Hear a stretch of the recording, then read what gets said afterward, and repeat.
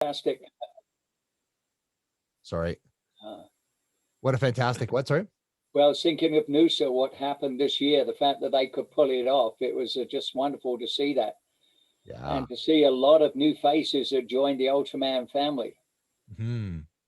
Yeah, that was amazing. We were, it was a bit give and take as to whether it was going to happen at all, and to run it the way it did was amazing. So 33 people, I think 30 were newbies. Yeah. And to see Kate do so very well, just hammer all those records that had been established prior to being there, of course, in the women's division. Yeah. And yeah, she was unreal. And Rosie. Yeah. Plus. Absolutely brilliant. Yeah. Amazing. And so was Mo not well, or did Mo deliberately not start so that he could be with her throughout? He'd said if he was racing by himself, he would have started. He may not have finished. His numbers were a little low from what he's not what he needs. Yeah. But he didn't want to end up in day 3 in hospital or anything with Rosie racing. So he said if it was any other race, he would have done it, at least started. But with Rosie, he didn't want to take anything away, so he thought he'd just not do it, not start, and crew for her. So well, that made it all the more special, didn't it? I mean, the fact that he was with her throughout the entire 3 days, that was something very special. And obviously, this has been something so very special. This is the 3rd time I've watched the film, and it's like an emotional roller coaster. I'm just blown away again. And to see how close, sadly, at one level, but thank goodness you and Adam were there and Gary came along, and it's just amazing to see how everyone operated as quickly as they could and did whatever was necessary.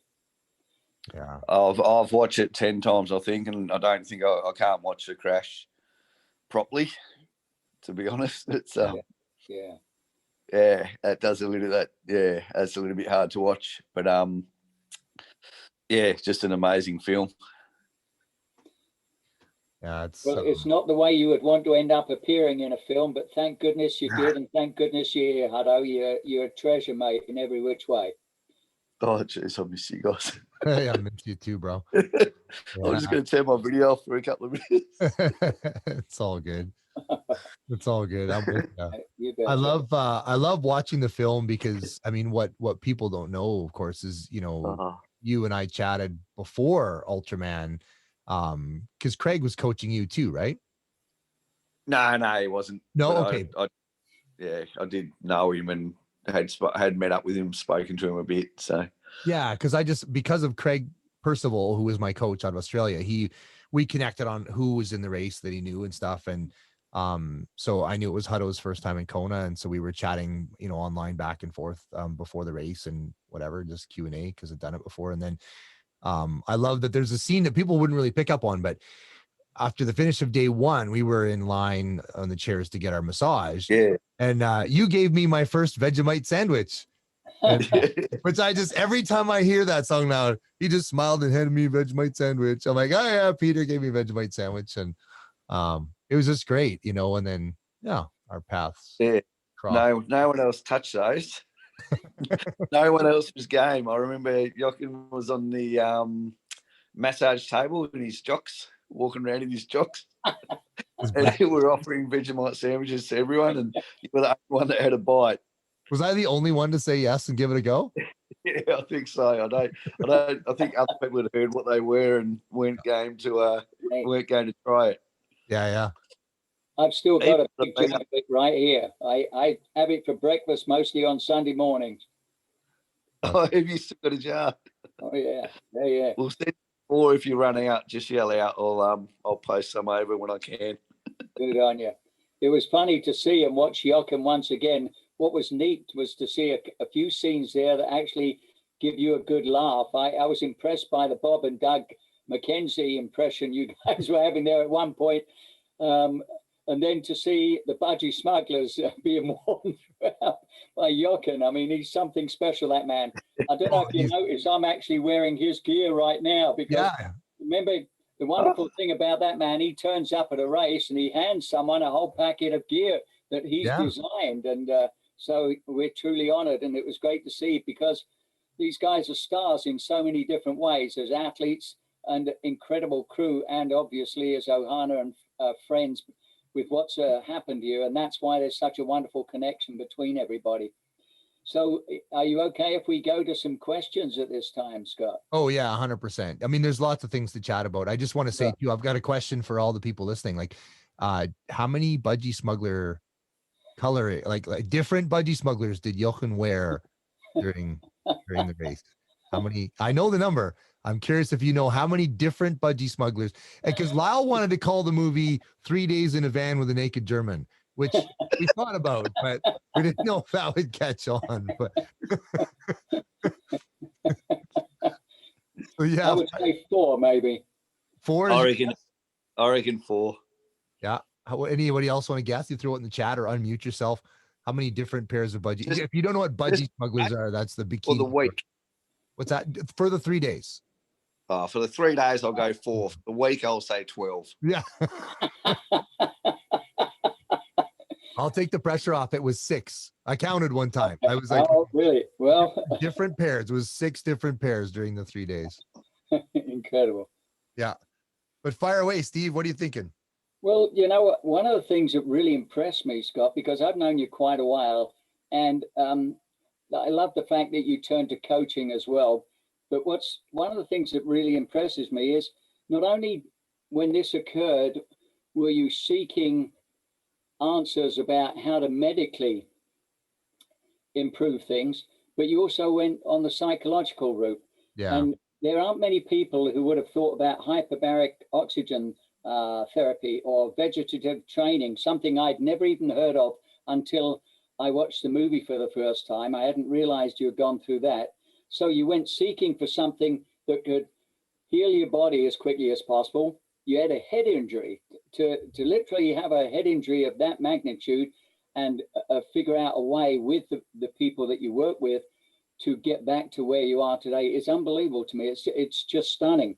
Yeah. And so, and then to think in terms of how you look at nutrition, how you look at the mental aspect, the fact that you looked at your history, that you were even willing to look at that and say, is there something here that sets me up? And you found out possibly that, you know, attention, but it's, and then you've done something with it, because you and I have talked before about the fact that, yeah, we can have races in which we may not have performed to what we'd hoped for, but in every event, there's lessons.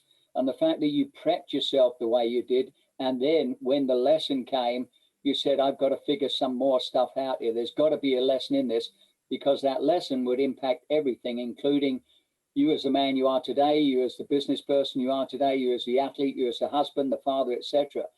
So can you tell me, where did that begin for you, and where did you get this information from?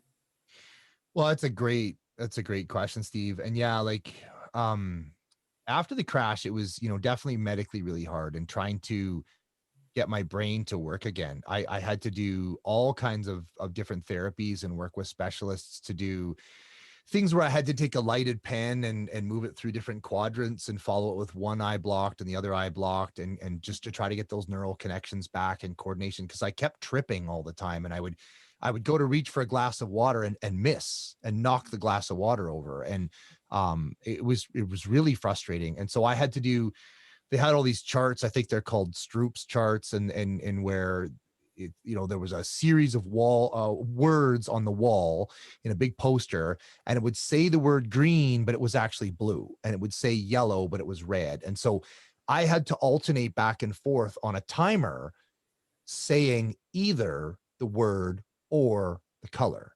And it was really funny. Like, it's frustrating in a sense. Like, when I first started doing them in early 2016, my time to get through 25 words, whether I was identifying the color or saying the word, it would take me, 3 or 4 minutes to get through 25 words, which just is ridiculous. But it just that those neural connections were damaged. And so I did all kinds of work to try and retrain that. I got it up to I could do it in a minute and then 45 seconds. And it just got better and better. And that was working kind of medically. And, you know, there were certainly some improvements, but the whole time it was plaguing me, like, why did I crash? I was doing so well. And I mean, that's a pattern that's played out to me in other races. And I just was thinking about it for a while, like literally 2 years. And then when I was in Arizona training camp, I was back to fit. I was getting back to lean. Everything was working well again. I'd had my knee surgery. I'd done Coeur d'Alene the summer before. You know, it's March 2018. Everything's on track. I'm feeling good. I'm leaning down. And then I was running with some semi-pro and pro athletes in the training camp and with my coach, and this old filter plays like, oh, what are you doing running with these guys? Like, they don't like you. They're just putting up with you. And, you know, what are you doing here? No, you know, that all that childhood crap was playing my brain. And while that tape was playing, I tripped at full run, and I put my hands down in the rocks in the Arizona desert. And I sprained 6 fingers, and I fully dislocated 2 and gloved one down to the ligaments and folded it backwards, and it was beside itself. And that's when I was like, okay, Signal. this is a pattern. Every time I'm doing really well, something happens, and I got to learn. There's something I've got to learn that I don't understand. This is self-sabotage. It has to be. And I was talking with a couple of different guys, just chatting things up. And I was actually on the line with Jeremy Howard, messaging back and forth. And I was talking with him about Ultraman, and he'd had some success and some things. And this came up. He said, how are you doing? And I said, well, this, that, and the other. I said, I'm really concerned about self-sabotage. I know that sounds pretty deep. And he says, you know, you got to talk to Inaki De La Pera, because he went and saw Inga Jarklausen, and you got to talk to Inaki. And of course, Inaki won Ultraman, which, I mean, Inaki's a good athlete, but he was like middle of the pack, and then all of a sudden he won. And I was like, wait, where did that come from? Yeah. And so I reached out to him, and he said, yeah. He says, here's the link. Like, and he co-messaged me with Inga Jarklausen out of Kiefersfeld in Germany. And I just started talking to Inga about vegetative training, which is deep breathing exercises to wake up your parasympathetic response to healing rather than your sympathetic. So rather than your body fixing a broken thing, parasympathetic means it self heals. And so we started doing these breathing techniques like through the phone, like on a like the equivalent of a Zoom call or whatever. Yeah. And we did 2 or 3 sessions, and I was like, oh, I don't know what this is. This just seems stupid. But I really trusted Inaki and Jeremy, and so I just then also trusted Inga, and we did about 3 or 4 sessions. He's like, yeah, you have to come to Germany. I can't help you. And he won't, you have to come to Germany and see me. And I was like, come to Germany. Holy crap. And I got off the phone with him, and I went upstairs to Hillary, and I was like, yeah, Inga says I should come to Germany and spend a week with them. And we talked about it. I love my wife to death. She's a miracle. She just looked at me straight, and she said, yeah, well, let's figure it out. You need to go. And, you know, we pulled out the credit card and bought I don't know, I think it was an $800 flight to Germany. And I booked an Airbnb close to his office and flew to Germany. And it just was a game changer. Like, he had me laying on the table doing very, very specific breathing techniques with my knees bent at 90 degrees and my hands down flat. And I had to roll my shoulders back and expand my rib cage as big as I could. And he would take his fingers and reach underneath my ribs and pull when I breathed in, because my ribs where I broke them were stuck. And he basically really ignorantly unstuck them. And then he would push down with all of his weight on my chest when I breathed out. And then he's like, breathe out more. And I'm like, I got nothing left. More. Okay, in. And then he would, and more. We did that once or twice a day for a week. And then after about 3 or 4 days, then he would, and I would do that for an hour straight, which doesn't seem like much, but it's really friggin' hard to breathe as hard as you can for an hour. And then he would say, okay, he would get me in a certain state and then he would say, okay, I want you to picture you're at the race and you just passed Peter and Adam and you're going really fast, and then the crash happens. Like, what are you thinking? And he just started processing the whole experience. And then he's like, okay, tell me about being a kid. Where did you grow up? And, and then he found out I was adopted and I was in a hospital for 6 months. And he's like, now we have something. Let's talk about that. And then he put me into a mental state where I was thinking about being a baby in the hospital. And all of a sudden I'm laying on this mat and I'm crying. And he made all these connections to that whole thing. And, it just was amazing. It was the biggest gift. It was life-changing to have that sudden realization of, oh my God, I've been playing this cassette over and over again and hurting myself to get attention. So the hardwiring was something now that's been diffused, I gather, from what you're saying. So the question was just posed. I mean, did you sense at the time, do you have recollection of the accident itself any more than you had just within the month or so after it? No, I remember chatting with Peter, and I came up on Hutto and we were chatting it up. And I mean, I knew him a little bit and it kind of thing. We chatted. He gave me a Vegemite sandwich, so there's that. But and he was like, "Hey, mate, how many half irons have you done?" And I was like, "What? I don't know. Too many to count." And he's like, "We got less than 90K to go." And I thought, "Holy crap, you're right." And then I was like, "That's awesome." And I said, some cheers or whatever. And then I put my head down and then I woke up in the hospital. That's just because that with that accent. Yeah, come on. Okay, do a Canadian accent. I double dog dare you. No, you're better than my Canadian, don't worry. I know. An Aussie accent done by a Canadian to another Canadian sounds perfect. An Aussie accent done to an Aussie sounds like crap. I know. I get it. That's pretty good. But I woke up and then so I have no memory of any like leading up to the crash. I don't that whatever 30 seconds, whatever that was. My hard drive didn't hang on to that. And it's interesting talking to Lyle, because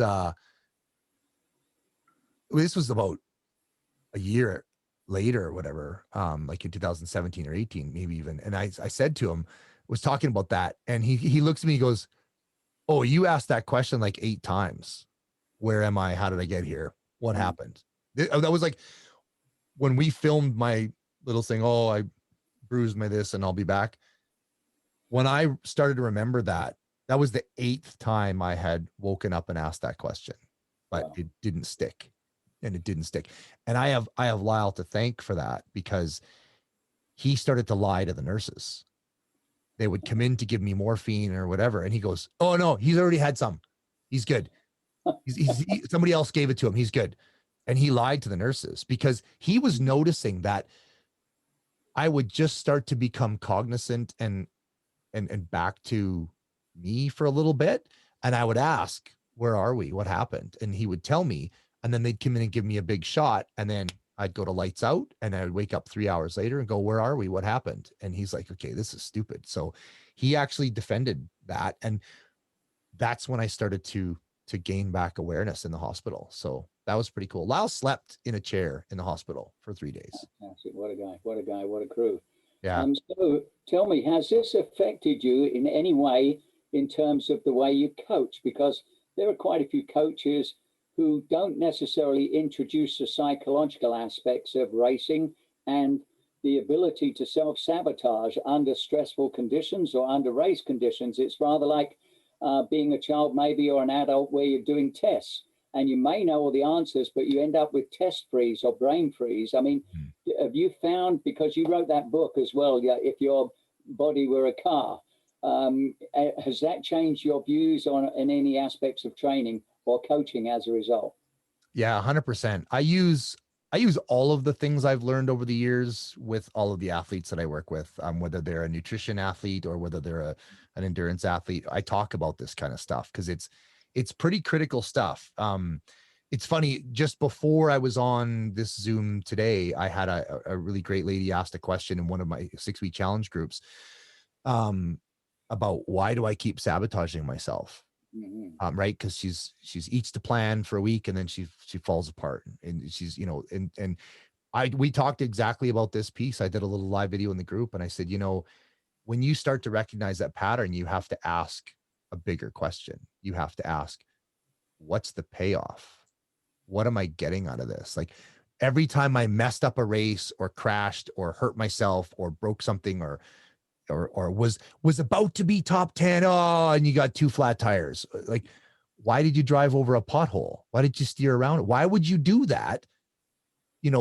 300 meters from the finish of the bike course, or I guess it was about 2K on this one race in Osoyoos. But anyway, I said, you have to be asking yourself, well, what's the payoff? And the payoff, which I learned through Inga, was it gets me sympathy, it gets me attention, it's all of those things. And you have to be willing to go, because humans are wired to win at the game we're playing. And that game might not necessarily be supportive, but it's the game we're playing. So yeah, I bring all of this stuff and all of the things I've learned. I've read 100 books on this stuff since then too. So yeah, I bring it right in. So I'm sure a lot of people that have watched this they heard the name Christian because that was mentioned too. And I think it's important for people to realize the devastation of that particular day for everybody that was involved in the event, because on that same day, we had another very serious crash, Christian Isaacson out of Oregon. And the most amazing thing to me was that both of you have come back and gotten back on the horse. I mean, we had Peter earlier, or Hutto mentioning, in the film as well, that it took him pretty much a year to get back on a bike, that he was once on the bike, one prior to the Worlds once again, which is fantastic that he was able to. But did you and Christian afterwards, because it was, for us, I mean, the whole energy of the day, it was so tough to get through that for everybody involved, and to see some of the people who rode for you and ran for you, with Doug Hemby's coming through, Scott James being out there, Beth Brewster. It was so nice to see that sort of level of support. But have you and Christian discussed this afterwards together about the mindset, about the tragedy, how your families were so supportive, how the Ohana family was so supportive? We haven't got into that kind of depth, but I've chatted with him a couple of times. I reached out to him quite a few times after I got back from Kona in 2015, 16. And for those of you listening too, yeah, Christian. So same situation, Christian, when there was a slippery bridge and he spilled and he broke his shoulder and he broke 7 ribs. He didn't have the head concussion part. He missed that piece, but one of his ribs actually punctured a lung. And the medical people missed it. And while he was flying back to Oregon on Tuesday, his one lung filled with blood and he was drowning, and they had to emergency stop the plane. And he was in ICU for 10 days. They had to drain, it was like 1.5 liters of blood out of his lungs or something. Like he just about didn't make it too, in a different way. So, but yeah, I've reached out to Christian a couple times. He hasn't necessarily jumped on the conversation, but we've had a good couple of chats about it and stuff. Yeah. Yeah. What's interesting for me and what I am fascinated to hear from you, Steve, and even from Hutto too, is, what was that day like? Cause I've no memory of it and I missed 3 days. Like, what was that? What was that like? Well, I know for me personally, I mean, we do go around the course as much as we can. As you know, on day one, we pretty much go to the finish of the swim and then to the finish line straight away, because the difference between the first and the final swimmers just gives us enough time to get there, get set up. But on day 2 and day 3, we follow the event as much as we can. I stop maybe 5 or 6 times at least during the bike portion of the event. And as we got this information, we're all excited and pleased and seeing people come through.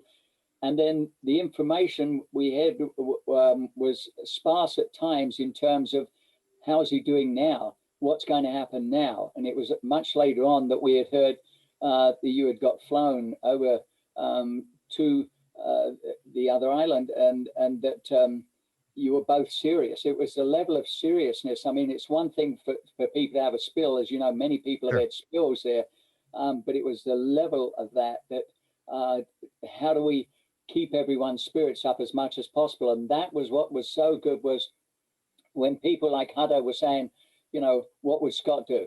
What would he want right now? What would he be thinking if he knew all of us are feeling like just getting off our bikes and stopping. Who wants to carry on under these circumstances? But it was a way of honoring you and a tribute to you and your family as well, you know, and your crew, to say the event carries on because it's a way of truly honoring you. And so when you look at the end and people coming in, they were thrilled, of course, to come to that finish line, but their thoughts were immediately going to what's the latest, what's the update. And so when you made Coeur Lane with your 13:55 clocking, and we all go, yes, he's coming back, you know, and then to see you, because day 2 scared the hell out of me in 2018.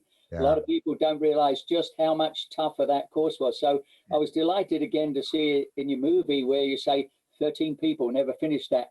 We had people coming in at 12:05, 12:07, 12:08, 12:10, 12:15. It was like there were about another 8 people within 15 minutes. And when you look at the extra seriousness of that climb, it was amazing and stunning. So the fact that you did that, 11:33, and the fact that when I think of Gary Wang beforehand, Gary was saying to me, there's going to be a lot of people who aren't going to be able to complete this. There were a lot of tears at that finish line, and I'm glad yours were tears of joy, because that's what elevated us throughout the day to see, especially in the last hour, when they were saying, no, he's really moving well, you know, getting closer and closer, and it happened. And then that final day, of course, it's such a thrill to welcome anyone to the line, but to see yourself, I mean, to be at the depths you were once you realized what had happened with the sacrifices that so many make, but your wife, your business, your son, the fears. I was amazed that your wife was willing to say, go back out there and complete it. That speaks volumes. It really does. And so now, you know, other people are celebrating knowing you as we knew Craig Percival. You mentioned Craig, you know, and what an inspiration he was, and sadly no longer with us, but and no doubt he looks down with pride at the people who have worked with him, because his level of coaching, he was such a healthy, humane human being, and I see that in yourself. And so I'm really pleased that you're imparting this wisdom, because there's a lot of people who would never have spoken about their childhood and trapped, hardwired beliefs, interpretations, or perceptions, and then acted upon them to do something, so that you can live fully in today and embrace today with the entire palace of possibilities that you have in front of you. Yeah.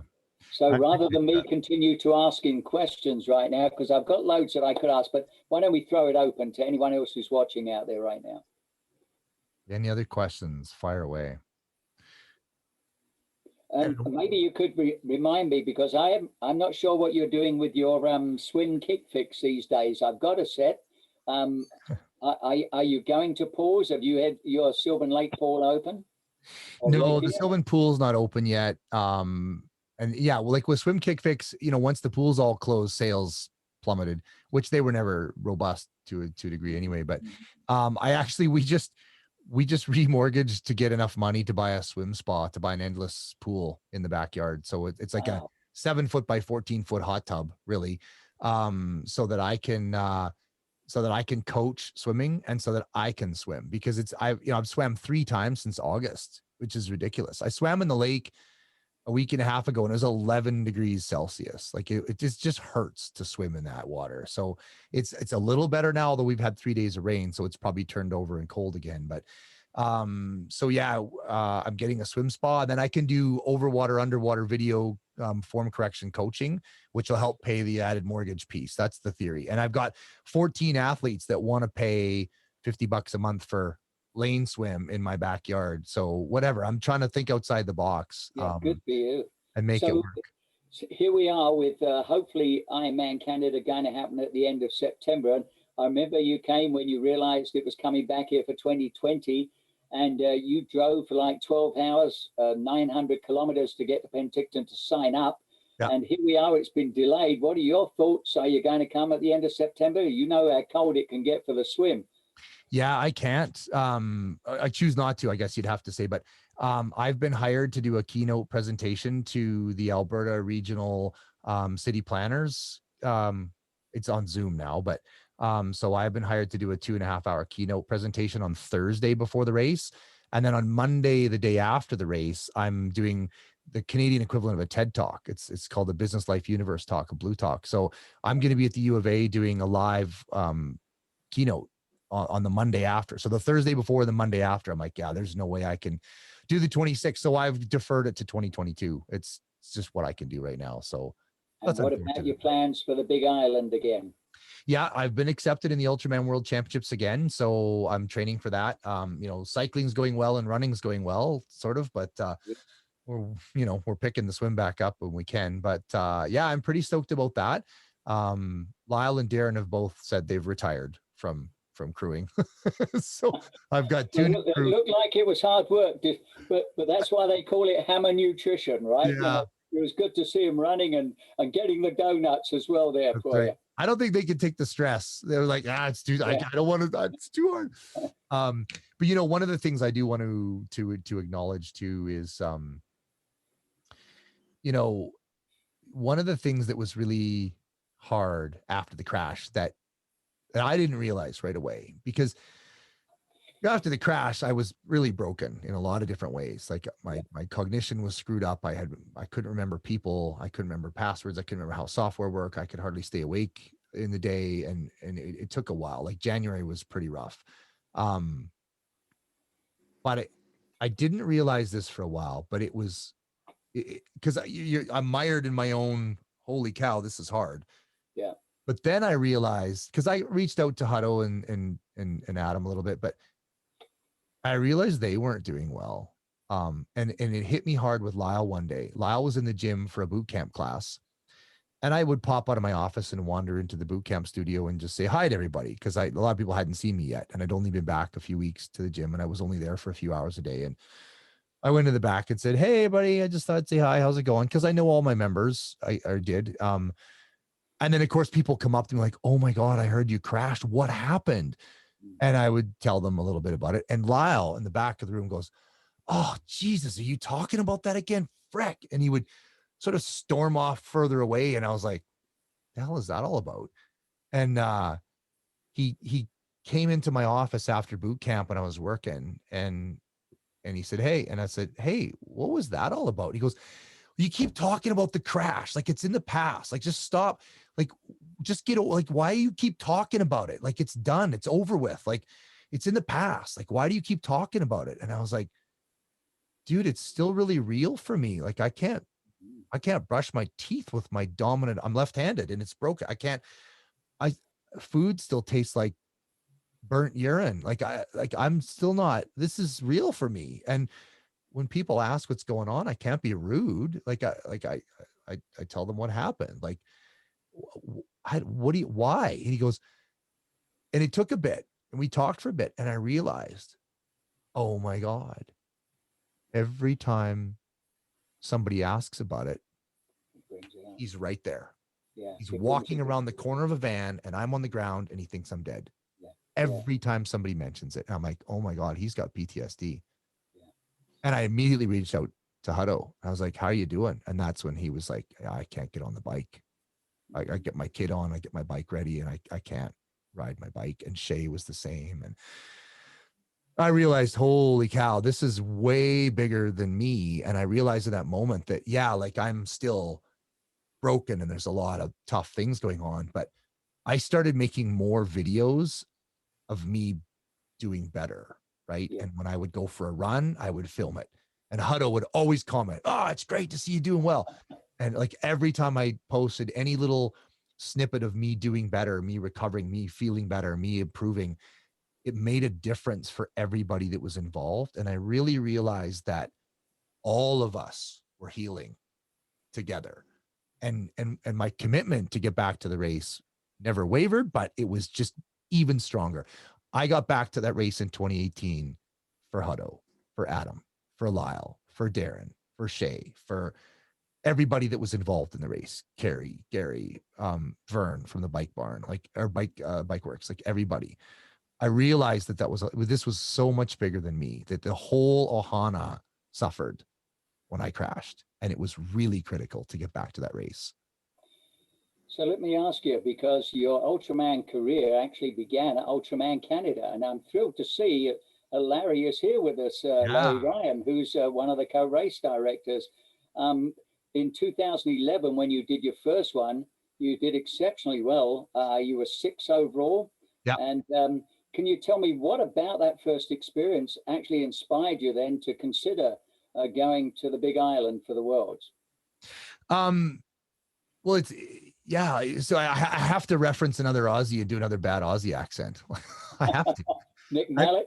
Yeah, I was having lunch with her name just jumped out of my head. But anyway, I was having lunch with a friend, Cheryl Corbett, and because I was staying in her spare room training for Ironman 2010. And Nick came over for lunch and he's like, "Oh, mate, you got to give Ultraman a go." And I was like, "Shut up. Those guys are nuts." And he goes, "Yeah, think about it. Once you get swimming, I'm terrible, but he's like, but he cracked my thought process open enough to like, because he said, once you get swimming, you could swim. If somebody fed you electrolytes once in a while, the kayak, you keep swimming and you're a really good cyclist. You know, you could do the distance." And I was like, "Yeah, but a double marathon." He's like, "Dude, run a slow 4-hour single, take a break for some water, and then walk an 8-hour marathon and you finished." And I thought, "Oh my God, you're right." And I signed up the next week. And I just, with Ultraman, I just found my just crazy happy place. I freaking love Ultraman Canada. I loved that race. I loved the course. I loved how hard it was. I loved the crewing. I loved that I was with my team for the whole 3 days. I loved the camaraderie, the ohana, the spirit. Everything about it was just flat out magic. And yeah, I had a phenomenal race. Like, well, no pressure, but if you want to warm up for at the end of November, don't forget there's still a few openings for this year. yeah, So near the end of July, and it's a go at this time. It's likely to be Canadians only, but I think we're going to see 15 to 20 at the start line there. So I certainly hope sometime we'll see you back, and I certainly hope Hunto in the future, and maybe Adam will come and join us and add to the Aussies we've seen in the field there. yeah, I'll be there at some point, mate. yeah. Hutto's got to get to Canada. I keep telling him that over and over again. He's gotta, and I'm coming to Australia. I don't know when or how, but that's happening. But yeah, I don't know. Ultraman Canada is end of July, early August. It is. It's the end of July, and it's just 1 week between the two events out in the Ultra 520. I've got a half Ironman here in Sylvan Lake on the 17th of July. And I just wouldn't be ready for an Ultraman. But you know what? I'm going to look and see if I can get out there and maybe volunteer or something. That would be awesome. And I think, you know, a lot of people don't necessarily realize you've also been a sponsor, you've been a race director, you've actually been a race announcer as well. So I was wondering, because I've seen you at a variety of races, but when and where was your very first triathlon? My very first triathlon, we do have another question I want to grab too, but my very first triathlon. So how I got into triathlon, there was a half Ironman put on by Sub 10 Events back in 2004. There was somebody else that did one in 2003, and Sub 10 Events took it over in 2004. Chris Artabello ran the race in Sylvan Lake, and it was kind of on the peripheral, but I was like, wait, they're doing what? 1.9K swim, 90K bike, and a half marathon. And I was like, I wonder if I could finish one of those. Like I could not drown for periods of time. I'd never swam lengths. My swim was awful. I looked like somebody tied a brick to my arse, but I was like, I could not drown. And I could ride the heck out of a spin bike for an hour at a time. I didn't even own an outdoor bicycle. And I used to run in high school before I broke my back. So, and I've run a few 10Ks like since then. I wonder if I could finish one of those. That seems really intriguing. And so I hired a coach. I hired Patrick Gladue and out of Cochrane. And so he coached me up for Sylvan Lake Half Iron. And so I had 2 lead up races. I had the Innisfail Sprint Triathlon in May. And then I had the Arbor Lake Olympic distance in Calgary in June, and Sylvan Half in July. And so my first race was the Innisfail Sprint Triathlon. And I still remember being in the pool and stopping part way through the 750 meter swim and hanging onto the deep end for dear life. And my wife going, "You can do it, honey." And I was like, I don't know. to finish this stupid little swim now that I wouldn't even notice. But, that was the extent of my rope at that time. And I think I finished, I think I was 14th overall or something. I was just like, this is my jam. And then Arbor Lake went really well. I think I did a sub 230 Olympic. And then I got it. I did Sylvan half and I was 8th in my age group. And I got a roll down spot to Ironman Canada 5 weeks later. And I remember saying to my coach, to Patrick, I was like, I really want to go to Ironman. I want to do a full. Do you think I could finish? And he's like, well, you really shouldn't do a full Ironman in your first year of triathlon. He says, but you're doing pretty well. Like, he says, if you just want to finish, we'll get you to the finish line. And I did an 11:57. And I ended up with plantar fasciitis and a heel spur and IT band syndrome and knee problems because my run gait was terrible, but we fixed that later. But I was 100% hooked on triathlon.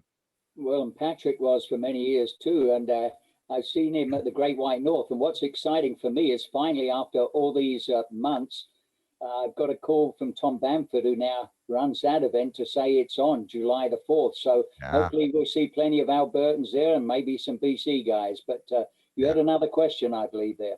Yeah, somebody asked, who Stephen asked, he says, I've always wondered how you found the drive inside yourself to keep going, even during the toughest times.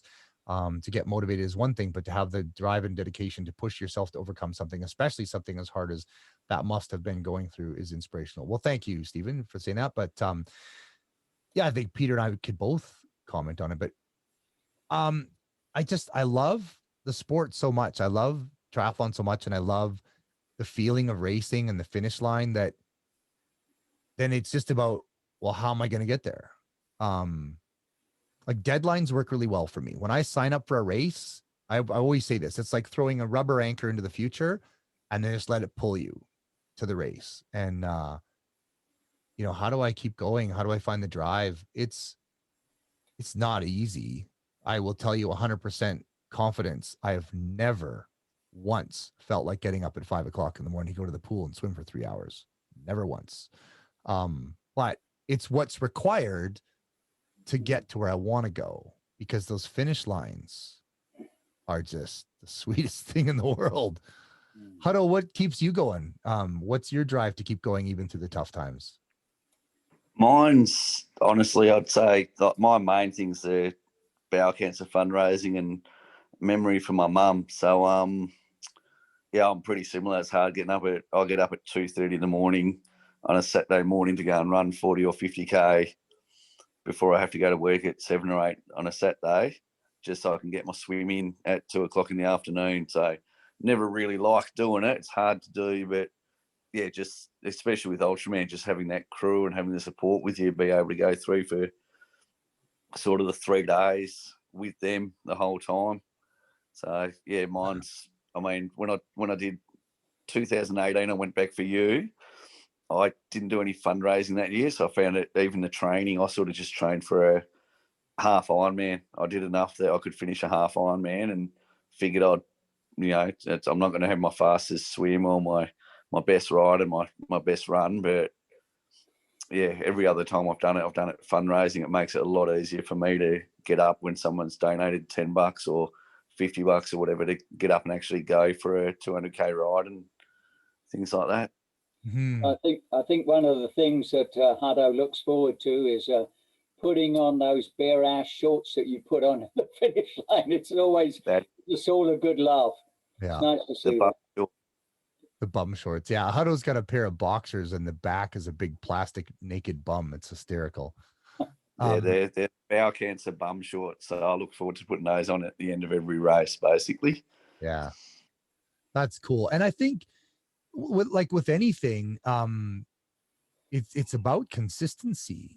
Like, if you just consistently do it, it just gets easier and easier and easier to keep doing it. And I think one of the big important things is knowing what you want, and more importantly, knowing that means you're going to have to make sacrifices and decisions to get there. Knowing what you want means you're going to have to give some things up. When you say yes to something this big, you're going to have to say no to a lot of things. Like, my social life doesn't exist when I'm training for an Ultraman, and weekends are all about training, and trying to fit family life in there. So, you know, like Hutto, like you got to get up crisply early in the morning. Like I got to train from nothing o'clock in the morning till 10 or 11 in the morning so that I can have some time with my family. And it just becomes a habit, I guess. Well, you are a great community citizen, though, despite the fact you say you're always busy in training and stuff. Because, I mean, as far as I know, you were a sergeant at arms in the local Rotary Club, as well as your involvement in the local sports and fitness scene. Yeah, still am. Still Sergeant Arms for Rotary, and I manage all of their Zoom calls because they're all quite retired in our club, most of them, and none of them knew how to do Zoom. So I've been doing Zoom calls for our Rotary Club since April last year. And if they accepted men, would you be part of the Sweet Adelines as well there? I don't know that I would, because nobody needs to hear that kind of singing. Yeah.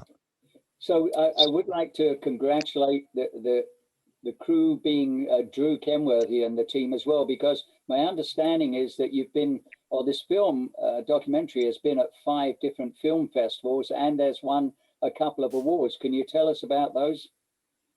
Yeah, we've won a couple of different awards, which is you know, obviously really sweet. Impact Documents gave us an award of merit, and then I think it was an award of recognition was the other one. I'm trying to think of which film crew gave us that one, but yeah, it was really good.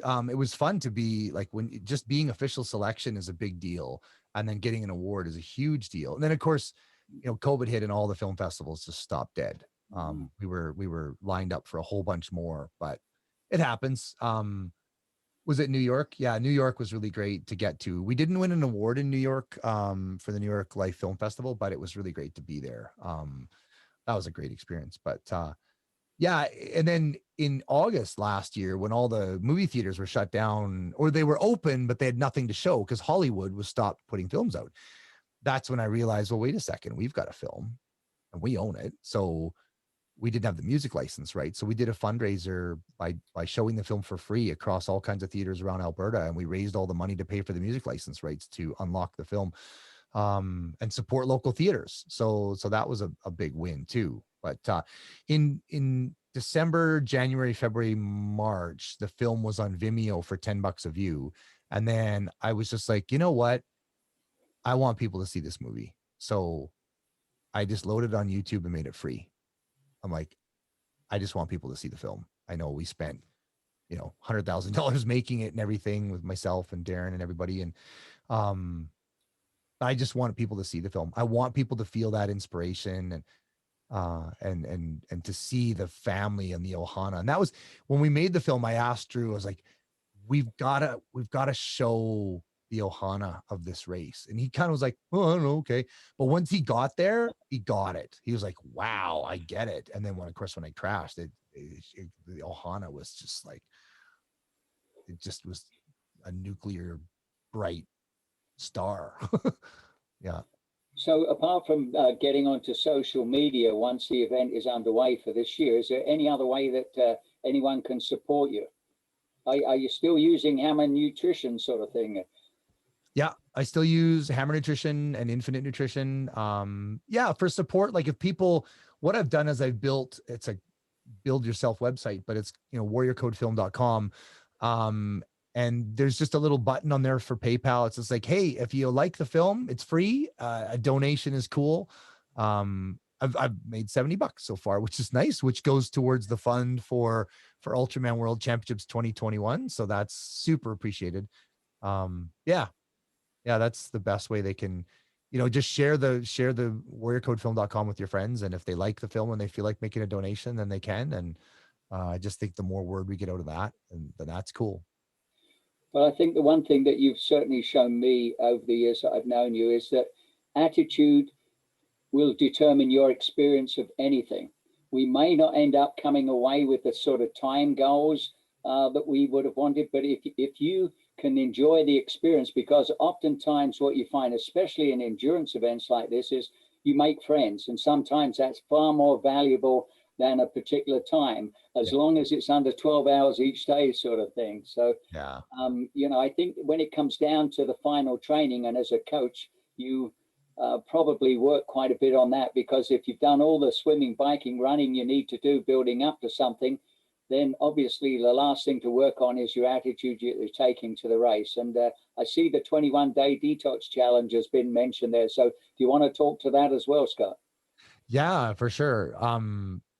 I came into January weighing 209. I'm like, dude, really? You're doing this again? Because I enjoyed Christmas a little too much. And I thought, okay, I'm going to lean down. I'm going to apply for the world championships again. And so I need to lean down. I thought, well, wait a second. I need a job.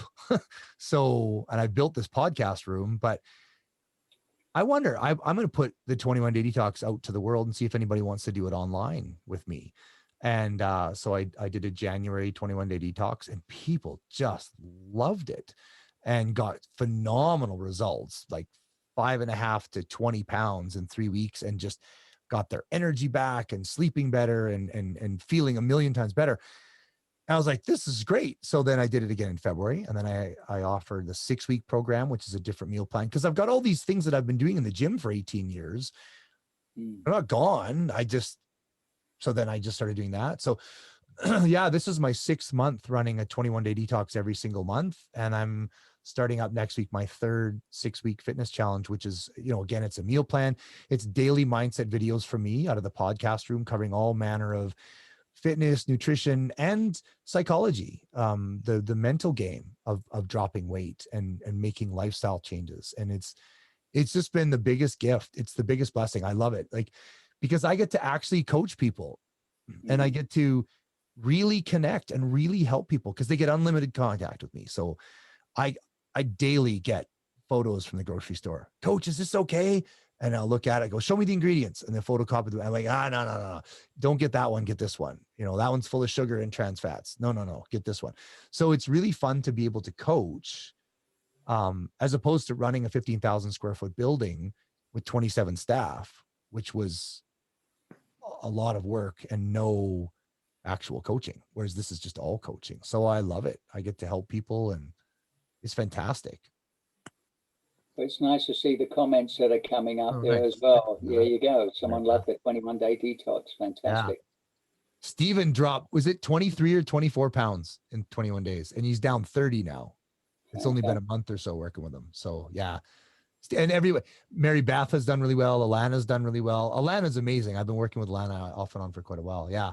Steven did 24 pounds in 21 days. It's really exciting to actually really help people. So Schopenhauer once said, to overcome difficulty is to experience the full delight in existence. It's not that you would ever want to have happen to you what actually happened during that awful day, that second day of racing in 2015. However, from that, it's been life transforming in many ways, obviously, in your purview of life, in hopefully not having negative self-thoughts going on in your head any longer. It's not to say they won't pop up at times in different ways, but my hope would be that it's an adult voice that's talking to you when it's pissed off that you're getting up at 5 a.m. or going swimming that early, that sort of thing, as opposed to, a younger aspect of ourselves demanding attention or doing anything else that could sabotage us in any way, shape or form. So I'm really pleased that you would have brought that up at the very beginning of things. And maybe that's a way that we can wrap it, is to, the journey, when we think metaphorically, is a journey of self-discovery. Yeah. And you've helped many of us through the lens of the movie as well, to be able to look at what that can mean from the beginning, the genesis, and then at the end, when the movie hasn't stopped. Your life is like a movie, but the neat thing is, hopefully all of us want to hang around for a long time and be the directors as much as we can. Whereas when we're stuck at an early age with certain beliefs, that becomes very limiting. So I hope everyone's open to the full palace of possibilities. And I want to thank you this evening, Scott, and Hutto for joining us, and everybody else. Thank you for the film. It was absolutely wonderful. And again, hopefully a few people will watch it a number of times and recommend it to their friends, families, and fellow triathletes as well. Yeah. Thank you so much. Yeah. Thanks everybody. It's been really great. I hope you've enjoyed this time. We're coming up on top of the hour. So yeah, Mary Beth says, thank you, Mr. King. And she said some very nice things as well. Your Ohana loves you, which I appreciate. Yeah, thanks everybody for tuning in, and thank you, Steve, for this time. I mean, honestly, I could peg you with a million questions for another hour, but it's really I really appreciate you you investing the time here and spending time with us. It's been fantastic. Truly appreciate your friendship. Try to keep fit. See you. I'm Ultraman Canada, I hope. Absolutely. Anybody else? Last words? Thanks for letting me join in, guys. Absolutely love you guys. Yeah, love you Likewise. too, Peter. Big time. Oh man, I can't wait to see you again. Hey, Darren. That's There awesome. he is. Good on you, Darren. Yeah, you guys are all great. Just All right. thank you all Good so for much for being yourself. here. Okay, awesome. Take care, everybody. Have an amazing time with your life. It's worthy. Okay, I'm going to end it all. Okay, thanks, guys. Bye-bye.